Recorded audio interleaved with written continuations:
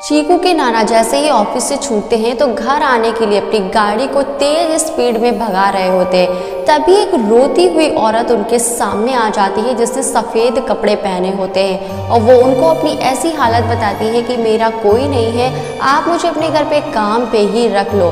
तो नाना उनके सोच ही रहे थे कि कोई ना कोई तो ज़रूरत होती ही है घर पे काम करने के लिए, तो उसको गाड़ी पर बैठा के अपने घर लिए जाते हैं।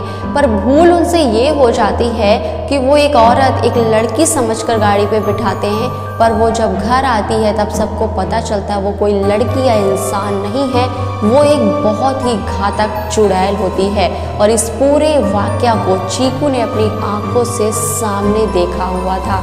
दोस्तों, ये बात तब की है जब चीकू की विंटर वेकेशन पड़ती हैं और वो अपनी ठंडियों की छुट्टियां बिताने के लिए अपने नाना नानी के घर चला जाता है, और जहां बहुत बिकट तरीके से मौज मस्ती और नाना ऑफिस से आते समय चीज का लाना, खाने पीने का सामान लाना और ऐसे ही छुट्टियां बीत रही थी कि एक दिन चीकू के नाना ऑफिस से छूटते वक्त चीकू के लिए कुछ खाने का सामान लेते हैं, जो कि रोज़ाना लेट हो जाते थे और सर्दियों का समय था और बिकट तरीके से धुंध और कोहरा शाम को ही पड़ने लगता था।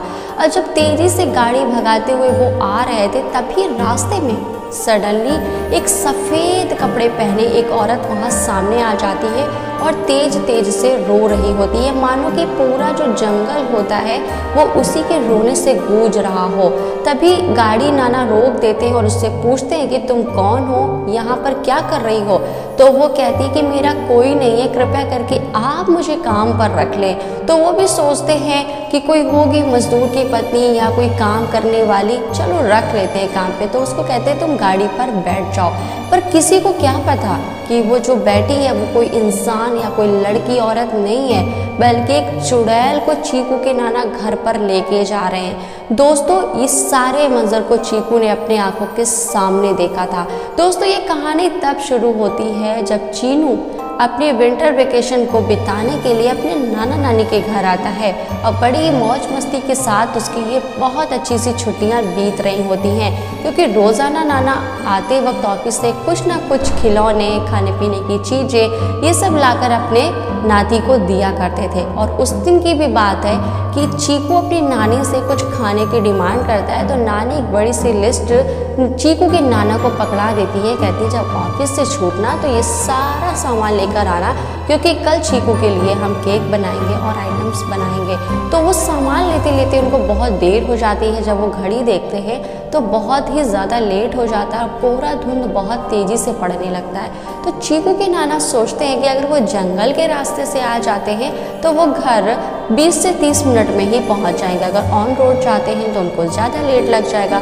तो वो अपनी गाड़ी को जंगल के रास्ते की तरफ मोड़ देते हैं और कुछ दूर चलते हैं कि एक औरत सफ़ेद कपड़े पहनकर सामने आ जाती है। तो चीकू के नाना ब्रेक लगा देते हैं और वो औरत बहुत तेज़ी से रोने लगती है। तो चीकू के नाना पूछते हैं कि तुम कौन हो, यहाँ क्या कर रही हो। तो वो कहती है कि मेरा कोई नहीं है, क्या आप मुझे अपने घर पे काम पे रख लेंगे। पर वही चीज़ है ना कि चीकू के नाना के दिमाग में ये चीज़ नहीं आती कि इस घने जंगल में जहाँ कोई आता जाता नहीं है, ये औरत वहाँ कहाँ से आ गई। और नाना उसको कहते हैं कि ठीक है तुम गाड़ी पर बैठ जाओ, मैं तुम्हें अपने घर पर ले चलता हूँ और तुम घर पर मेरे काम करना, जो हो सकेगा वो तुम्हें दिया जाएगा। तो अब उसको घर लिए जाते हैं, पर क्या पता था कि वो चुड़ैल निकलेगी। और जैसे ही उसको घर पर लेकर जाते हैं, चीकू की नानी उसको संदिग्ध नज़रों से ही देखती हैं पहली बार। तो चीकू के नाना उनको पूरी बात बताते कि ऐसा ऐसा है, तुम्हारा काम में हाथ भी बढ़ जाएगा और तुम्हारी जो थकान है वो भी दूर हो जाया करेगी। तो वो भी सोचती है कि चलो ठीक ही है। पर वो उनका शक नहीं ख़त्म होता है, क्योंकि अच्छा उस समय रिवाज भी था, गांव में रिवाज भी रहता है कि सर पूरा ढककर ही रहना है। तो वो घूंघट करे रहती है, उसका चेहरा कोई नहीं देख पाता है। तो उसकी नानी कहती है कि सामान और थैला उठाओ और वो रसोई है, तुम जाकर खाना बनाना शुरू कर दो। वो बिना बोले बैग उठाती है, थैला सब्जी का, और किचन जाती है। और काफ़ी देर बीत जाती है, आधा घंटा लगभग हो जाता है। तो चीकू की नानी कहती हैं कि जाकर देखते हैं कि उस औरत ने कुछ खाना वाना शुरू किया बनाना।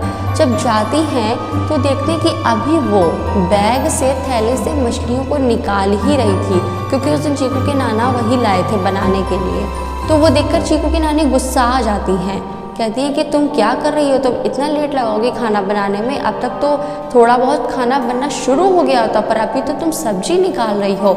इतने पर भी वो औरत कुछ नहीं बोलती और अपना लंबा सा घूंघट यहाँ तक करे रहती है। फिर जब 1 घंटा 1.5 घंटा बीत जाता है तो चीकू की नानी उठती हैं, सोचती है कि हो सकता है अब तो खाना बन गया होगा, आवाज़ नहीं लगा रही क्योंकि अनजान है, थोड़ा हिचक भी होगी, मैं ही जाकर खाना परोस देती हूँ। पर जैसे ही चीकू की नानी किचन में रसोई में कदम रखती है तो देखकर एकदम भयानक मंजर होता है वहाँ का। एकदम डर जाती हैं पर तब भी हिम्मत से काम लेती हैं। वो देखती हैं कि वो औरत जिसने घूंघट कर रखा था अब उसका घूंघट हटा है और उसका चेहरा बहुत भयानक है और वो कच्ची ही मछलियों को बहुत ही गंदी तरीके से खा रही है। उसके जो नाखून है वो बहुत लंबे लंबे हैं और बहुत ही गंदे हैं और उसका चेहरा भी बहुत भयानक और गंदा है। उधर ही चूल्हे में आग चल रही थी, तभी नानी का बहुत ही प्रेजेंस ऑफ माइंड काम करता है। तुरंत ही वो क्या करती है, एक थाली में पूरा जलता हुआ कोयला ले लेती है और उस चुड़ैल के ऊपर डालना शुरू कर देती हैं। इतने में चुड़ैल बहुत ही गंदी आवाज़ें करने लगती है और घर से बाहर निकलने की तैयारी करती है, यानी बाहर भागने लगती है। इतने में सारे घर के लोग इकट्ठा हो जाते हैं, पूरा गांव इकट्ठा हो जाता है और सामने पूरा गांव उस चुड़ैल को चिल्लाते हुए देख रहा था। पूरा गांव डर के मारे सहम जाता है।